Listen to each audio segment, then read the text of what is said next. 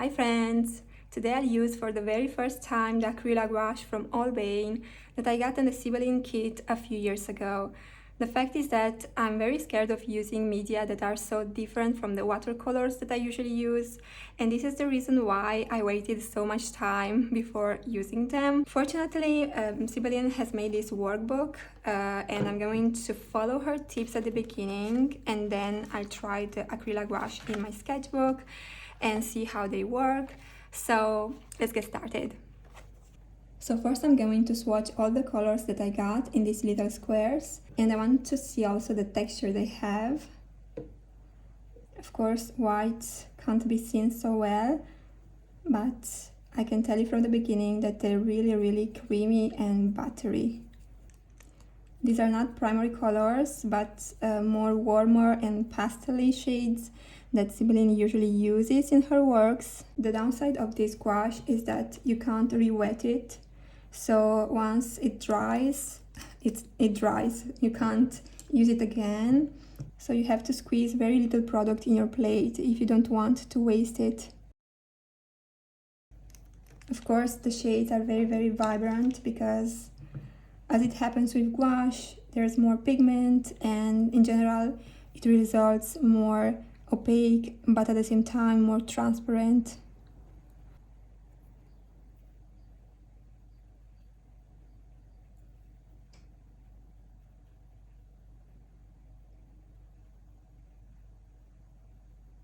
Now I want to try to mix two or more colors together because I want to see how they result on paper, if they are like muddy or if they are still vibrant. So let's see. I'm going to mix some red and blue. I create this violet, very muted and dark violet, like Caput Mortuum, which is my favorite shade among the darkest shades. I'm mixing the light blue with the light apricot.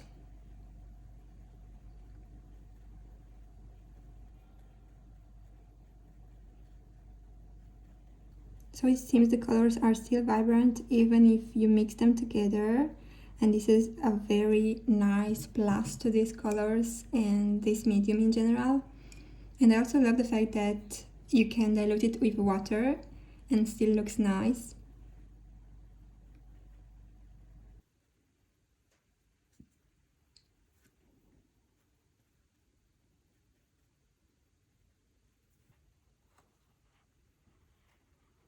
Now I want to see how they layer up and if I can use them almost like watercolors.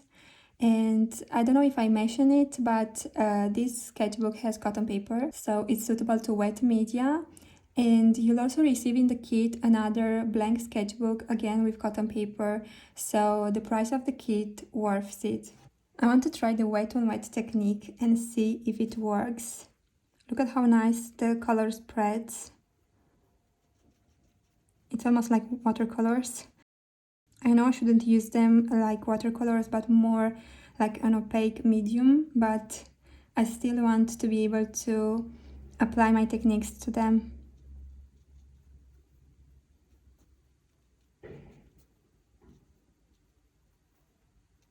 Now I'll try the wet on dry, but with very diluted color.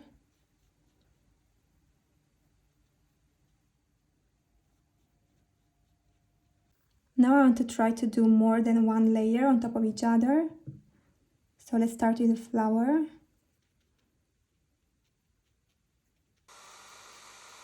So I'll go on top with another layer of color.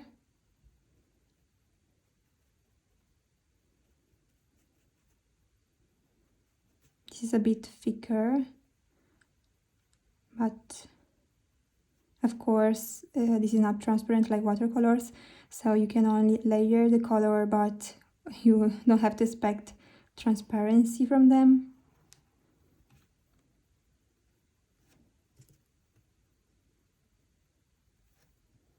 The fact is that the colors are very dry already. Now I'm going to use this medium at its full potential, so very opaque, because I think some of you are very curious to know how this acrylic gouache acts like acrylic gouache and not like watercolors. So let's use a lot of color. I'm not very good at staying within the lines.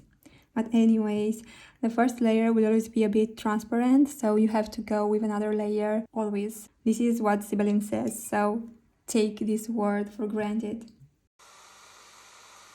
Now I'll go on top with another layer of color.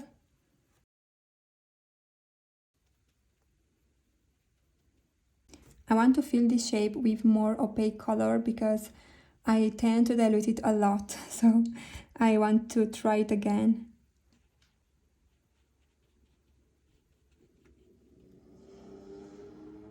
Look at the colors now after I have waited for this layer to dry. This is insane. They are already dry and I had to put some new color in my plate. I usually smudge the color a lot with water, so I don't know if in this case it's possible. Anyways, it's very difficult to find the right balance between diluted color and dense color. So you have to do a lot of practice if you want to use this medium. I think smudging it's not so good for this acrylic wash, and at the same time I don't like harsh shadows, so okay, I don't know how I'll do the paintings with this medium. I'm going to paint one of these Sibylle drawings.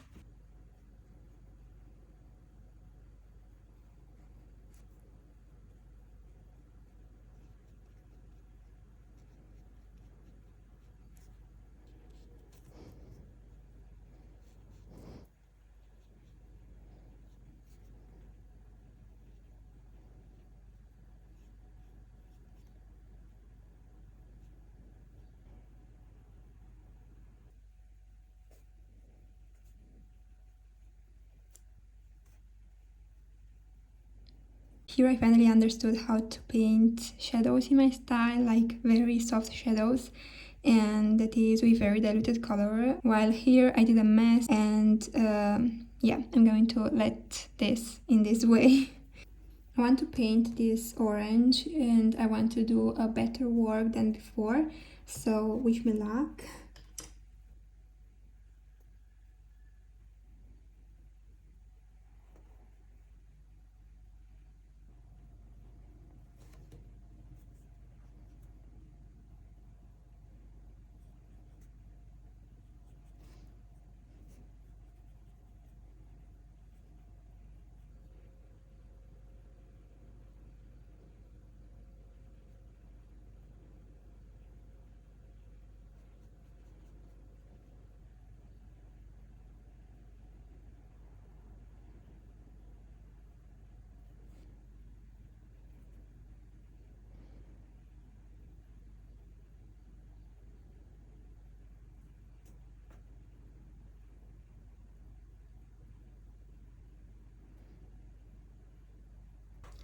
Here I want to try to do like a dry on dry technique, so I'm going to use all dense colors with a flat brush.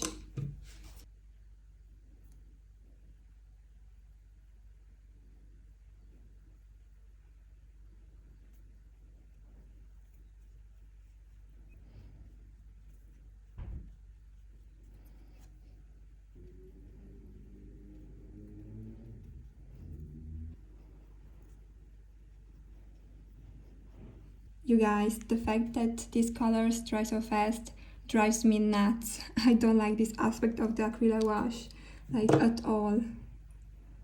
Look at my plate right now. It's a total mess and I have to put color again and again because it dries so much and so fast.